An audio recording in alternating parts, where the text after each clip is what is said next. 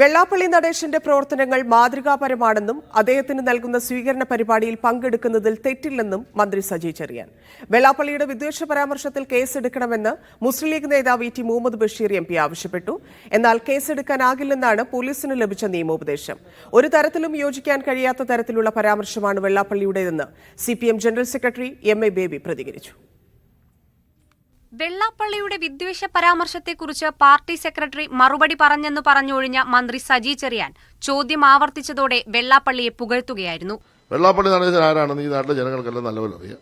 അദ്ദേഹത്തിന്റെ ഒരു പരിപാടിക്ക് പോകുന്നതുകൊണ്ട് എന്തെങ്കിലും രാഷ്ട്രവിരുദ്ധത ഉണ്ടെന്നുള്ള ധാരണയും എനിക്കില്ല.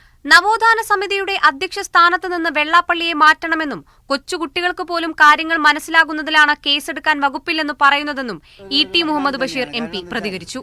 ഇത്രയും പ്രകോപനപരമായി എല്ലാവരും കേട്ടാൽ ഏത് ചെറിയ കുട്ടിക്ക് പോലും മനസ്സിലാക്കാൻ കഴിയുന്ന ഒരു പ്രസ്താവനയാണ് അദ്ദേഹം ചെയ്തിട്ടുള്ളത്. വളരെ അപകടകരമായ സ്ഥിതിയാണ്.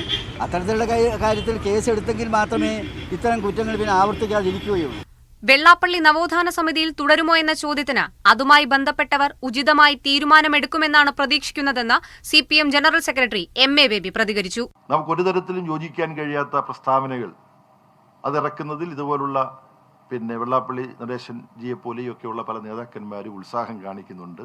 എന്താണ് അവർ യാഥാർത്ഥ്യബോധത്തോടുകൂടി സാഹചര്യത്തെ കാണാത്തത്? അതേസമയം വെള്ളാപ്പള്ളിയുടെ പരാമർശം വസ്തുതാവിരുദ്ധമാണെന്നും തെരഞ്ഞെടുപ്പ് മുന്നിൽ കണ്ട് മുഖ്യമന്ത്രിയുടെ നിർദ്ദേശപ്രകാരമാണ് പരാമർശമെന്നും തൃണമൂൽ കോൺഗ്രസ് സംസ്ഥാന കൺവീനർ PV അൻവർ പറഞ്ഞു. വെള്ളാപ്പള്ളി നടേശൻ ഏതു വിഭാഗത്തെയാണ് ആക്ഷേപിച്ചതെന്ന് പ്രസംഗത്തിൽ വ്യക്തതയില്ലാത്തതിനാൽ കേസെടുക്കാനാകില്ലെന്നാണ് പോലീസിന് നിയമോപദേശം ലഭിച്ചത്. വെള്ളാപ്പള്ളിക്കെതിരെ കേസെടുക്കണമെന്നാവശ്യപ്പെട്ട് മലപ്പുറം ജില്ലയിലെ വിവിധ പോലീസ് സ്റ്റേഷനുകളിലും ജില്ലാ പോലീസ് മേധാവിക്കും DGPക്കും വിവിധ സംഘടനകൾ പരാതി നൽകിയിരുന്നു. വിവിധ ബ്യൂറോകൾക്കൊപ്പം മീഡിയ 1 ആലപ്പുഴ.